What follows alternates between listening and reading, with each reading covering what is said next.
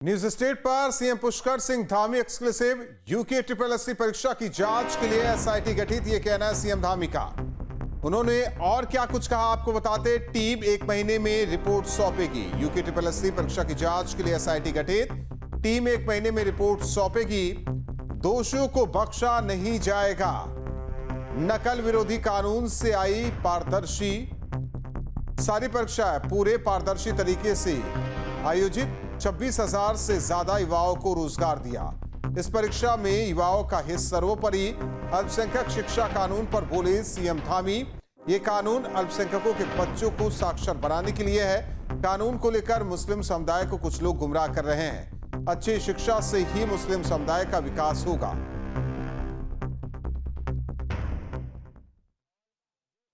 मुद्दे कई हैं बातचीत करने के लिए और हमारे साथ मुख्यमंत्री पुष्कर सिंह धामी जी हैं, उन्हीं से बातचीत करते हैं। कुछ हॉट इशू हैं। पुष्कर जी, एक बड़ा हॉट इशू हो रखा है, यूथ से जुड़ा हुआ है और आपने उस पर एक बड़ा एक्शन भी आज लिया है, तो वो क्या है? देखिए, मैंने 4 जुलाई 2021 को राज्य के मुख्य सेवक के रूप में काम करना प्रारंभ किया और तब से मेरा एक संकल्प था कि युवा नौजवानों को जो हमारे पद राज्य के अंदर खाली हैं, उन सभी पदों पर उनकी भर्ती होनी चाहिए। 22,000 से अधिक पद उस समय रिक्त थे और हमने इस काम को प्रारंभ किया। अनेक बाधाएं भी आईं, चुनौतियां भी आईं।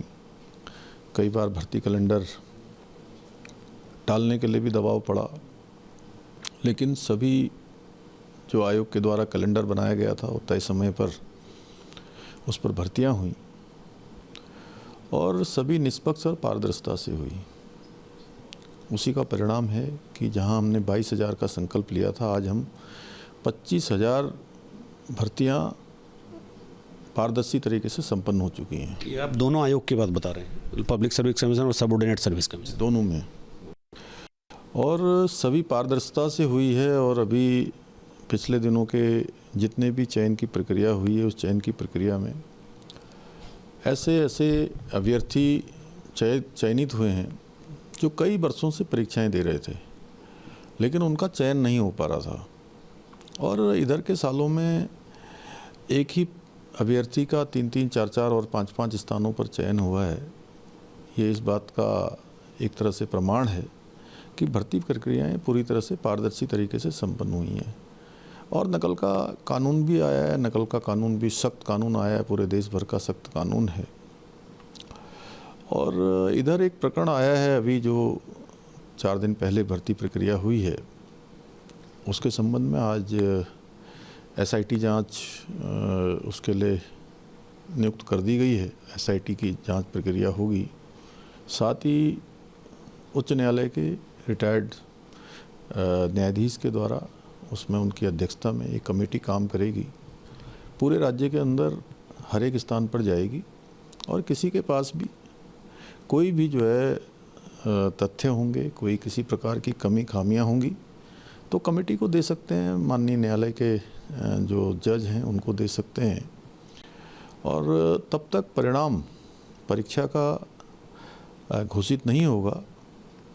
साथ ही जो लोग भी इस प्रक्रिया में दोषी पाए गए हैं या दोषी पाए जाएंगे, उनके खिलाफ कठोर कार्रवाई होगी और वो तत्काल रूप से प्रभावी हो। मुख्यमंत्री जी, जो पहले एक बार आपने नकल विरोधी कानून बनाया था, उससे पहले जब आपने यहाँ शासन संभाला तो उसके बाद में कुछ इंसिडेंट्स हुए थे, तो उसके बाद आप एक सख्त कानून लेकर के आए और उसके दरमियान आज तक तकरीबन आधा दर्जन परीक्षाएं ऐसी हुई हैं जिनमें कोई डिस्प्यूट नहीं हुआ, कोई शिकायत नहीं आई, पूरी ट्रांसपेरेंसी थी। वो चीज़ें आगे नहीं आ रही है, क्या है ये? नहीं, ये बहुत आपने अच्छा प्रश्न किया है कि देखिए, नकल कानून के बाद काफ़ी 6 से लगभग आधा दर्जन के ज़्यादा भर्तियां अभी तक संपन्न हो चुकी हैं। सभी पारदर्शी तरीके से हुई हैं। सरकार की मंशा और नियत बिल्कुल स्पष्ट है कि हम पारदर्शी तरीके से सारी भर्तियां कराना चाहते हैं और इसी का परिणाम है कि इतनी बड़ी संख्या में भर्तियां हुई हैं और किसी में भी कोई चीज़ नहीं आई है। अभी इधर कुछ शंका व्यक्त की गई है, कुछ एक प्रकरण ऐसा आया है, लेकिन उसमें भी जो मुख्य आरोपी है उसके बारे में पता करवा रहे हैं, पता हो रहा है, जांच चल रही है कि आखिर इस व्यक्ति ने कितने स्थानों पर ये परीक्षा फॉर्म भरा है और उसका उद्देश्य क्या था, और लगता है कि जिस प्रकार से सारी चीज़ें जांच में निकल कर आ रही हैं, ये भर्ती परीक्षाओं को बदनाम करने का एक षड्यंत्र था। आपने इसको समयबद्ध तरीके से करने के लिए कहा है, टाइम बाउंड की है इंक्वायरी? हाँ बिल्कुल, 1 माह के अंदर हमने अपेक्षा करी है कि ये इंक्वायरी पूरी हो जाए, जिससे हम चाहते हैं कि छात्रों का समय बर्बाद न हो और उनको लंबे समय तक इंतज़ार न करना पड़े, क्योंकि जांच प्रक्रियाएं चलती हैं तो कई सालों लग जाते हैं, जिससे भर्ती प्रक्रियाएं संपन्न होने में और बहुत लंबा समय लग जाता है, भर्ती प्रक्रियाएं रुक जाती हैं, इसलिए इसको टाइम बाउंड किया गया है। अच्छा, एक छोटा सा हाइपोथेटिकल सवाल है मेरा कि मान लिया इंक्वायरी में 1 महीने के बाद कुछ ज़्यादा जगह पर अगर ऐसी घटनाएं डिस्क्लोज होती हैं, तो आपने वो विकल्प अपने पास रखा हुआ है कि भाई यूथ मांग कर रहा है कि पेपर को दोबारा करवा लिया जाए? नहीं, देखिए, जांच होने के बाद जैसा भी कमेटी जो रिकमेंड करेगी उसके आधार पर हम निर्णय लेंगे। हमारा बिल्कुल ये हमारी पहली प्राथमिकता है कि जो भर्ती होने वाले अभ्यर्थी हैं, चयन प्रक्रिया में जो भाग ले रहे हैं, उनके साथ किसी भी प्रकार का कोई भी जो है उनकी योग्यता, क्षमता, प्रतिभा के साथ अन्याय न हो, पारदर्शिता के साथ, योग्यता, क्षमता के साथ न्याय हो और भर्ती प्रक्रियाएं जो है बिल्कुल पारदर्शी तरीके से संपन्न हों।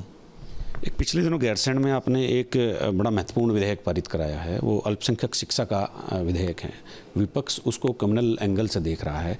आपने जब वो विधेयक, उसका ड्राफ्ट तैयार कराया, तो आपके मन में क्या है और उसका क्या रूट प्लान है, मतलब रोड मैप क्या है, क्या आप करने वाले हैं उस विधेयक से? पिछले दिनों बहुत सारी जो राज्य के अंदर जांच प्रक्रियाएं चली हैं, उन जांच प्रक्रियाओं में बहुत सारे ऐसे मदरसे संचालित होते हुए देखे गए हैं जिनमें संदिग्ध अवस्था में लोग उनको चलाते हैं, अपनी पहचान छुपाकर। उसमें जो पढ़ाया जाना चाहिए पाठ्यक्रम वो पढ़ाया नहीं जाता है, जिस प्रकार की शिक्षा संस्कार दिए जाने चाहिए वो नहीं दिए जाते हैं। बांग्लादेशी हैं, रोहिंग्या हैं, शिक्षा के नाम पर छदम बेस बनाकर रहते हैं। तो देवभूमि है, देवभूमि के अंदर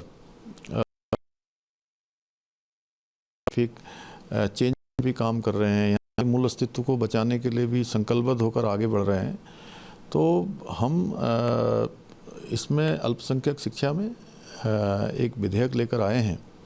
उस विधेयक में जो पुराना वाला मदरसा बोर्ड है, उस मदरसा बोर्ड को भंग करने का विधेयक है, वो भंग हो जाएगा और 1 जुलाई 2026 से वही मदरसे संचालित हो पाएंगे जो राज्य के द्वारा जो पाठ्यक्रम होता है माध्यमिक उसका बोर्ड का, शिक्षा बोर्ड का, वो जो पढ़ाया जाएगा, जिसमें भी वो पढ़ाया जाएगा उन्हीं को पंजीकरण होगा, अन्यथा सभी उनकी मान्यताएं रद्द हो जाएंगी। जिनमें राष्ट्रवादी जो चीज़ें पढ़ाई जानी चाहिए वो नहीं पढ़ाई जाती हैं, बल्कि उनको दिशाहीन बनाया जाता है। हम उसको सुधारने की दिशा में काम कर रहे हैं, किसी को टारगेट करने जैसा कोई भी इसमें विषय नहीं है। मतलब आपका कहने का मतलब ये है कि जो मुस्लिम बच्चे भी हैं उनकी साक्षरता को फोकस किया गया है। हाँ, सबको शिक्षा का अधिकार मिले और सभी को ठीक प्रकार से पढ़ने का अवसर मिले, अच्छी शिक्षा मिले, इसके पीछे यही हेतु है। बहुत धन्यवाद बातचीत करने के लिए। मेरे साथ मुख्यमंत्री जी थे, उन्होंने 2 विषयों पर बहुत साफगोई के साथ बहुत स्पष्ट रूप से बातचीत की है। एक जो अभी हॉट इशू है जो चल रहा है, और दूसरा अल्पसंख्यक शिक्षा विधेयक का। अपने सहयोगी कैमरामैन सोनी कुमार के साथ न्यूज स्टेट के लिए देहरादून से अजीत सिंह राठी।